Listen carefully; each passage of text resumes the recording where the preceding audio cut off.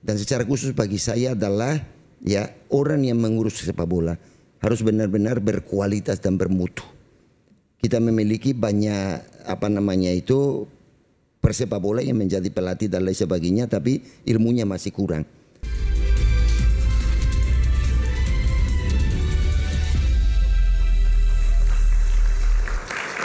Sampai di sesi terakhir, saya tadi janji untuk ke Bung Carlos Melgaros Faron, bekas pemain Real Betis dan juga pelatih juga.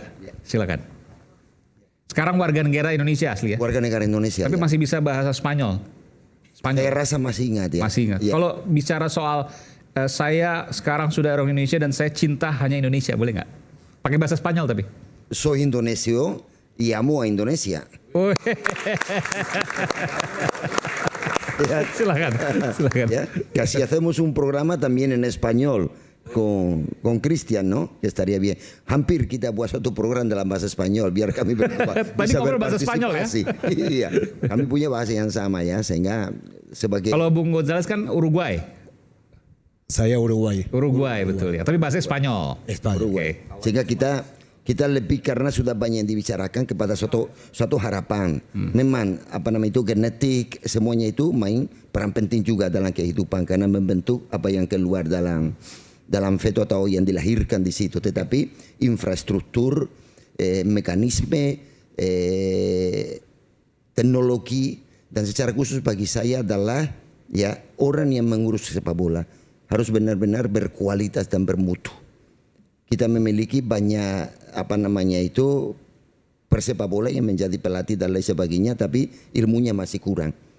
Dan itu menjadi aset dari PSSI yang harus dikembangkan. Aku selalu mengatakan bukan naturalisasi yang utama, tapi asetnya yang penting yang dapat dikembangkan yaitu infrastruktur sama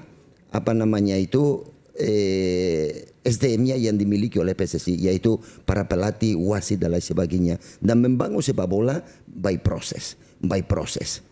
Kalau cepat mau sampaikan kenikmatan hilang, tapi kalau kita cepat kenikmatan dalam proses akan membuat kita bangsa yang hebat dan baik dan besar. Makasih. Baik. Oke.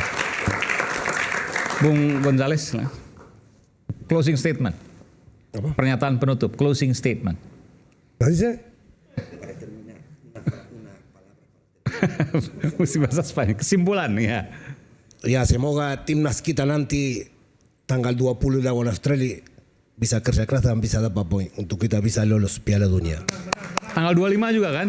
Dan 25 di sini Indonesia, Ya. tapi pertama di Australia dulu. Australia, oke. 20 dan 25 semoga menang. Penting kita bisa dapat poin. Kalau menang, alhamdulillah. Oke, yang penting poin ya. Penting poin. Oke. Bung Toel, silakan. Sepak bola itu bukan sekedar terah. Nggak ada terah di sepak bola. Terahnya Maradona, terahnya Gonzales, terahnya Jackson F. Thiago. Enggak jamin. Buktinya tadi kan istrinya Gonzales bilang bahwa Gonzales sendiri enggak dorong-dorong. Enggak istilahnya menitip-nitipkan anaknya. Karena harus kualitas yang membawa anak itu ke panggung sepak bolanya masing-masing. Jadi sepak bola itu enggak kenal terah. Sepak bola itu bekerja dengan cara-cara yang tidak menistakan manusia. Makanya tadi kalimat saya adalah sepak bola tidak bekerja dengan cara-cara yang seperti itu. Karena secara filosofis kalau kita mencederai sepak bola, percayalah sepak bola itu akan mencederai kita. Oke, luar biasa. Ya, saya tetap percaya pada 4 unsur tadi, ada genotip ditambah environment dan development. Jadi ada hal-hal di sekitar itu yang mempengaruhinya, ditambah dengan upaya-upaya untuk pengembangan dengan segala sesuatu yang harus menjadi persyaratan untuk itulah yang kemudian menjadi hasil fenotip apa yang terlihat. Nah, bahwa kemudian gen tentu bisa menghasilkan sesuatu ya, ada juga dalam sejarah presiden anaknya jadi presiden juga, presiden anaknya jadi wakil presiden ada juga gitu ya. Kan bisa aja di sepak bola juga ada tadi kan. Misalnya tadi saya contoh Cesare Maldini, anaknya Paolo Maldini lebih besar dari bapaknya, tapi kemudian anaknya yang selanjutnya sedang, yang di Indonesia banyak loh yang lagi datang, Patrick Kluivert, Jordi Begitu ya? Cruyff dengan Johan Cruyff kan. Kan nggak bisa melewati kebesaran nama bapaknya tuh, Jordi Cruyff Gak aja tahu kan. anaknya Sintayong mungkin bisa nanti gitu ya. Tetapi yang mau saya katakan adalah di DPR itu saya berharap orang tidak hanya berbicara soal naturalisasi. Naturalisasi adalah salah satu cara untuk mengakselerasi lebih cepat. Tetapi selama Anda tidak berbicara tentang tadi membuat environment sepak bola Indonesia seperti yang kita idamkan dengan roadmap-nya, kemudian juga development sepak bola itu betul-betul all out. Jadi Anda itu tidak hanya all out dalam konteks naturalisasi, tapi juga all out dalam hal ini ya, kompetisi kita, pembinaan usia muda, kurikulum, perwasitan, melawan pengaturan skor, itu komite wasit sama komite disiplin, kalau bersidang live dong gitu. Kenapa nggak berani live misalnya gitu ya? Supaya terbuka. Iya supaya terbuka gitu. Nah kalau itu semua Anda sungguh-sungguh all out, baru kita mengatakan bahwa ini sejalan untuk menuju seperti kita ambil contoh tadi Jepang dan banyak negara lain. Tanpa itu, percayalah itu seperti perjudian. Apakah kita bisa 2026, 2030 atau 2034? Karena Anda tidak all out di situ, suatu saat Anda semua all out. Oke, silakan. Saya coba menyuarakan kalau kita flashback ke belakang. Ketua PSSI ini kalau di 3 periode sebelumnya ini sama sekali tidak mempunyai background sepak bola. Ya, passionnya ada tapi tidak mempunyai background sepak bola. Saya nggak usah sebutkan satu-satu.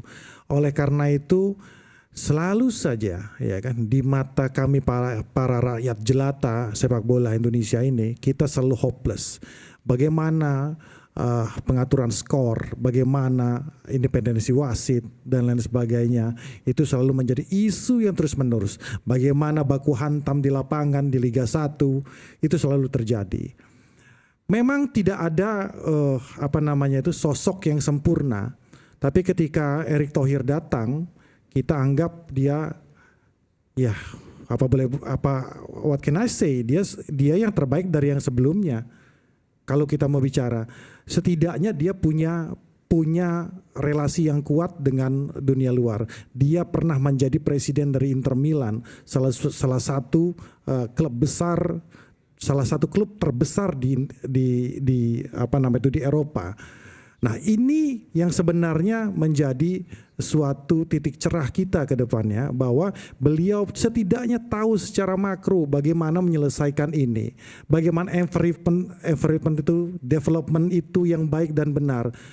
Di ketua-ketua yang lain, mohon maaf, mungkin beliau punya passion. Tapi ketika beliau masuk, dia juga bingung mau ngapain. Orang sekitarnya ini mafia-mafia semua, bos. Kita harus sama-sama ketahui ini yang akhirnya kemudian membuat dia terkekang di situ. Ya kan, tidak bisa bergerak, dia harus ngapain, belajar lagi dari awal. Nah, ketika Erick Thohir masuk, ya kan, dia sudah tahu dia harus berbuat apa, tapi tentunya dia butuh waktu untuk itu.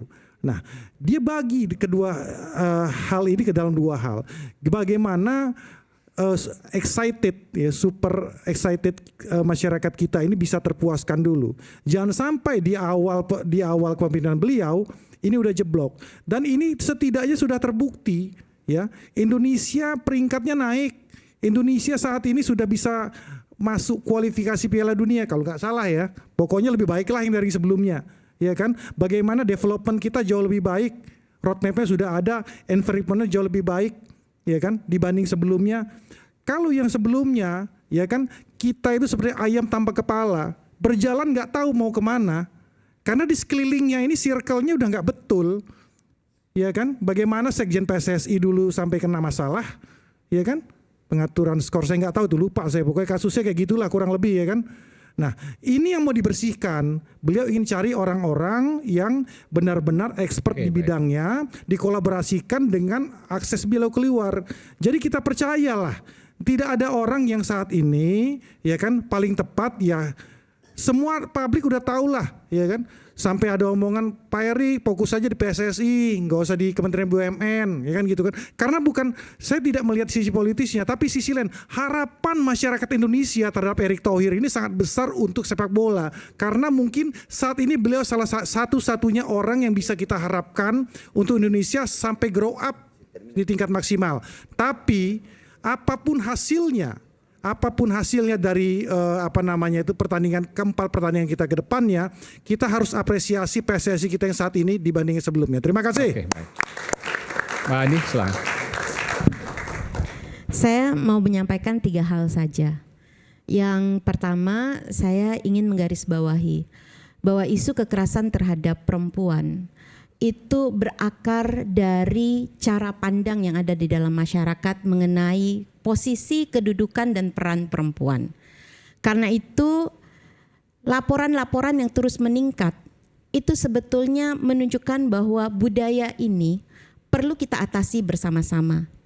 Karena itu semua pihak, bukan saja anggota dewan, tapi kita semua yang ada dalam ruang ini, tentunya kami harapkan juga ikut bersama-sama membangun cara pikir yang setara. Dan tentunya untuk anggota dewan, apalagi yang membawahi atau mengawal isu tentang pendidikan, sosial, kebudayaan, ekspektasi untuk bisa mengawal nilai-nilai terbaik dalam 4 pilar kebangsaan itu akan terus hidup di dalam tubuh rakyat pada wakilnya. Ini yang sebetulnya penting dan kami tentunya berharap bahwa bisa dinyatakan, dilakukan melalui fungsi baik itu legislasi, budgeting maupun pengawasan, termasuk dalam isu persepakbolaan. Yang kedua, karena dia menjadi penting, maka ketika yang dicederai adalah bagaimana kita menempatkan rasa kemanusiaan, bisa jadi kita menggeser diskusinya menjadi diskusi yang sebetulnya justru membuat kita distorsi, distraksi terhadap apa yang harusnya diperbaiki. Persepakbolaan adalah penting. Mengapa begitu besar keinginan bangsa Indonesia, orang Indonesia melihat kita menang? Karena di situ juga ada rasa kebanggaan yang luar biasa. Pada titik itulah juga perlu melihat bahwa kita sedang membina generasi muda yang membutuhkan ruang yang lain.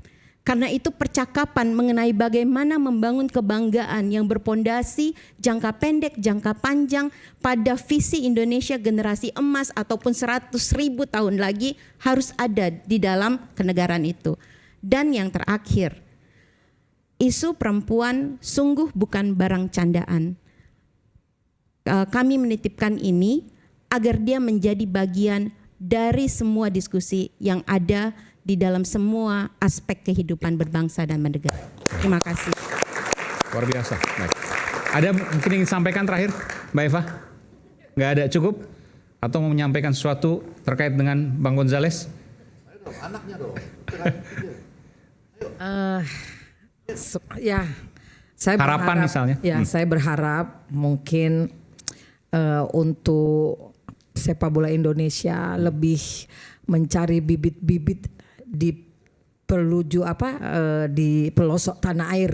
Dan pasti ada. Di Papua pasti ada, Jawa Timur, Papua, Kalimantan pasti ada bibit-bibit karena banyak sekali DM menuju ke saya. Tapi saya nggak ada link untuk memberikan. Jadi mohon sekiranya ya anak-anak Pertiwi juga diperhatikan. Luar biasa. Saudara, 3 pemain naturalisasi baru saja sah mengikrar sumpah sebagai warga Indonesia. Selamat datang Joe Matthijs, Pelu Pessi, Emil Audero, dan Dan Ruben James. Semoga mencintai Indonesia bukan hanya tentang sepak bola, tapi karena jiwa raga untuk bangsa. Saya Aiman Wicaksono, sampai jumpa di Rakyat Bersuara pekan depan. Salam. Masih.